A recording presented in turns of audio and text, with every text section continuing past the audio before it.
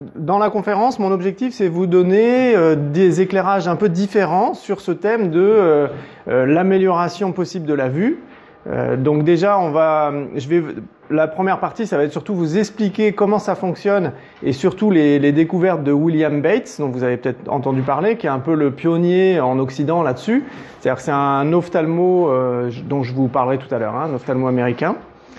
Alors peut-être que avant tout ça, pour commencer, je vais me présenter un peu plus et notamment vous dire un peu ma petite aventure avec la vue. Alors pour vous dire, donc que je précise bien les choses, que ce soit bien clair, moi je suis ni ophtalmo, ni opticien, ni optométriste, ni un professionnel de la méthode Bates. En fait je suis thérapeute. Donc mon métier c'est de l'accompagnement qui tourne beaucoup autour de la libération des blocages émotionnels. Et je dirais que ce qui m'a amené à faire ça, c'est surtout mon propre cheminement personnel à travers différents outils, dont la coécoute, si certains connaissent, un outil d'entraide mutuelle, en fait d'écoute mutuelle, d'échange d'attention, dans lequel on cherche à se libérer des blocages émotionnels par les voies naturelles, un peu comme les petits enfants, pleurer les tristesses, crier, taper quand on est en colère, et éventuellement trembler quand on accède à nos peurs. Ce qui sont en fait c'est des décharges émotionnelles, c'est considéré comme des décharges naturelles du corps, mais qui sont souvent inhibées par notre éducation. On a souvent appris à bloquer soit toutes les décharges, soit l'une ou l'autre. Et donc voilà, dans la coécoute, on réhabilite les décharges. Et alors, en fait, c'est justement quand je pratiquais la coécoute, au cours d'un atelier, j'étais dans un gros atelier de coécoute, et pendant cet atelier-là, j'ai perdu mes lunettes. Comme ça arrive souvent quand on a des lunettes, on les égare. Et alors, évidemment, j'ai une personne de l'atelier qui est venue me dire « Ah bah tiens, c'est peut-être pas un hasard, on vous a peut-être déjà fait le coup, ce genre de discours, c'est peut-être pas un hasard, est-ce que tu sais qu'on peut récupérer, que les problèmes de vue c'est réversible, etc. » Alors moi, évidemment, pas du tout au courant à ce moment-là.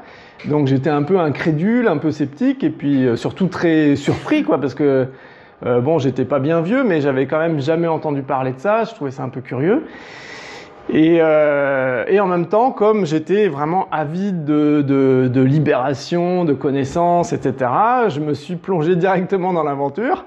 Donc déjà, pendant cet atelier, tant que j'ai pas retrouvé mes lunettes, j'ai pu expérimenter ce que c'était déjà d'être sans lunettes dans un atelier où finalement j'en avais pas tant besoin que ça, puisqu'il n'y avait pas d'impératif de lecture ou de choses comme ça. Et j'ai trouvé un certain confort finalement, une détente à me dire bon bah voilà, elles sont perdues, j'en profite pour vivre l'expérience. Et puis finalement, je les ai retrouvées avant de partir de l'atelier.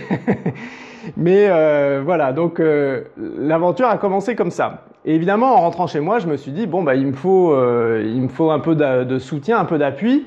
Donc je me suis procuré le livre de Martin Brofman je vous ai mis quelques bouquins sur la table là, si vous voulez voir. Le livre de Martin Brofman qui s'appelle « Voir de mieux en mieux ». Donc voilà, avec ce bouquin-là et en continuant la coécoute, j'ai commencé comme ça. Donc ce bouquin-là, c'est pas des exercices très poussés, c'est des choses assez générales. On parle plutôt de changement d'état de conscience que d'exercices pour les yeux. Et en fait, pour moi, ce qui a été intuitivement, ce que je me suis dit, comme je faisais beaucoup de coécoute et que je commençais à comprendre que mon corps était très en lien avec mes émotions, je me suis dit, bon, bah, si les problèmes de vue, c'est réversible, c'est que ça doit être certainement lié à des émotions. Et donc, je me suis posé la question en coécoute, c'est-à-dire en introspection en moi-même, qu'est-ce que j'ai pas voulu voir? Peut-être que si ma vue a baissé à un moment donné, c'est que j'ai pas voulu voir quelque chose. Alors moi, on m'avait dit que c'était héréditaire, que c'était de naissance, etc.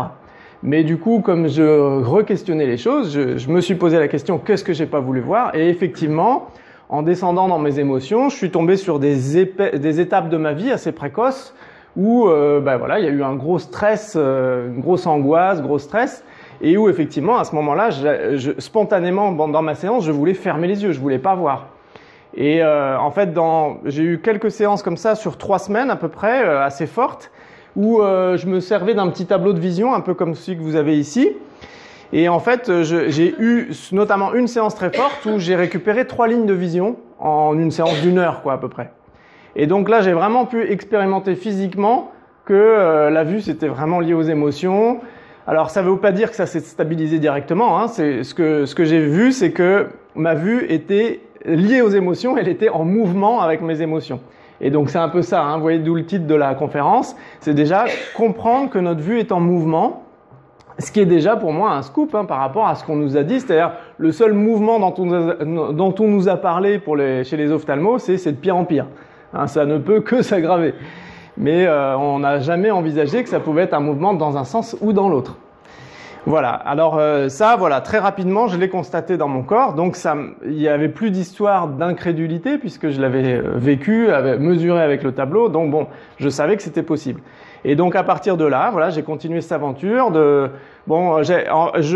J'étais à l'époque, avant de faire ce travail-là, j'étais corrigé pour hypermétropie et astigmatisme, c'est-à-dire difficulté à voir de près, et astigmatisme, c'est un flou quelle que soit la distance. Et à l'époque, j'avais sur ce tableau-là, hein, sur une échelle de Grimaud-Noyer, j'avais 3,5 à l'œil gauche et 5 à l'œil droit. Et donc du coup, j'ai pu, l'avantage en venant de l'hypermétropie, bon, l'astigmatisme c'était quand même un peu handicapant, mais l'hypermétropie c'est pas gênant pour voir de loin, contrairement à la myopie. Donc j'ai pu très rapidement me passer de lunettes. Et je pense que le fait de se passer de lunettes, ça a été quand même un avantage parce que, bon, ben voilà, je vous expliquerai après, hein, nos lunettes, elles sont faites pour un problème précis, et donc tant qu'on les porte, notre œil revient dans la position de ce problème précis. Donc c'est vrai que c'est un handicap dans le chemin de récupération visuelle. Voilà, et donc en fait, assez rapidement, je suis arrivé à 6-7 à peu près, je dirais bon, il y a eu les 3 premières semaines qui ont été fulgurantes, et après sur 6 mois à peu près, ça s'est pas mal amélioré. Et puis finalement, c'est resté vers 6-7 pendant assez longtemps. Et après, beaucoup plus tard, hein, des années après, j'ai eu une période un peu stressante avec mon travail à l'époque. J'étais pas encore thérapeute à ce moment-là. J'ai eu beaucoup de complications dans des stress divers et variés pendant plusieurs années. Et ma vue a à nouveau un peu baissé. Je sentais que ma vue baissait petit à petit. Ça m'embêtait un petit peu, je voyais pas quoi faire de plus sur le plan émotionnel. Je savais que j'avais du stress, mais à l'époque, je savais pas trop quoi en faire. Et donc à ce moment-là, je me suis posé la question de éventuellement me refaire faire une paire de lunettes. Et au moment où je commence cette démarche, je tombe sur le bouquin de William Bates, qui entre-temps avait été traduit en français. Parce que donc William Bates, c'est l'ophtalmo américain qui a découvert la possibilité de la réversibilité des problèmes de vue. Et à l'époque où moi j'ai commencé, en 2001, il n'était pas traduit en français. Donc j'avais lu plutôt des héritiers de sa méthode, mais j'avais jamais lu la méthode Bates directement. Et là, en lisant son livre, pour moi, ça a été encore un deuxième effet de conviction. C'est-à-dire que j'ai vraiment... En fait, déjà, je me suis rendu compte que c'était un travail complètement scientifique. Donc, c'est un ophtalmo qui a fait un travail de recherche et qui a constaté que l'œil est en mouvement, qu'il accommode. Je vais vous raconter un petit peu tout ça en détail. Et en fait, il a mis en place des exercices qui sont un peu de la rééducation, c'est-à-dire faire retrouver à notre œil sa capacité naturelle de voir.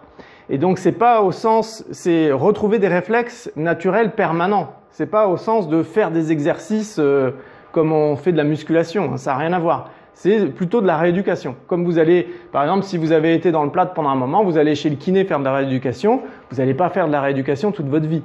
Une fois que vous avez rééduqué le membre qui était plus performant, il n'y a plus besoin de le faire. Voilà, donc c'est un peu dans ce sens-là que ça fonctionne la méthode Bates. Et j'ai trouvé vraiment, j'ai compris vraiment la pertinence de sa recherche en le lisant. Et donc je suis reparti dans l'aventure avec, du coup cette fois-ci en faisant un peu plus d'exercices. Et à nouveau, ma vue s'est améliorée, est montée à 8-9 à peu près. J'ai toujours pas atteint 10 dixièmes. Je suis dans les bons jours plutôt vers 9 et dans les jours un peu moins bons plutôt vers 8. Mais ce qui me permet effectivement de me passer de lunettes complètement. Voilà, donc ce que je vous propose... Pour commencer, alors je vous donne un peu l'idée. Donc d'abord, je vais beaucoup parler de Bates parce que je trouve qu'au niveau de l'explication de la compréhension, c'est vraiment intéressant. C'est ça que j'ai envie de vous partager. Ensuite, je vous parlerai un petit peu des verres, des lunettes, de qu'est-ce que ça fait, comment ça marche, pour vraiment bien comprendre aussi ce qui se passe avec ça. Une partie sur la vue et les émotions. Là, j'en ai un petit peu parlé pour mon parcours personnel, mais du coup, je vais vous donner un peu quelques clés générales. Et puis, avant de conclure, j'essaierai de vous faire un petit récapitulatif de qu'est-ce que vous pouvez faire chez vous en rentrant de cette conférence déjà. D'accord? Pour vous donner quelques perspectives si vous êtes motivé. Voilà, qu'est-ce que vous pouvez faire de tout ça? Et ensuite, j'espère qu'on aura le temps là pour des questions-réponses. Hein, c'est toujours intéressant. Là, on n'est pas en très gros comité. On va pouvoir être beaucoup en interaction. Ça va être normalement c'est plus sympa.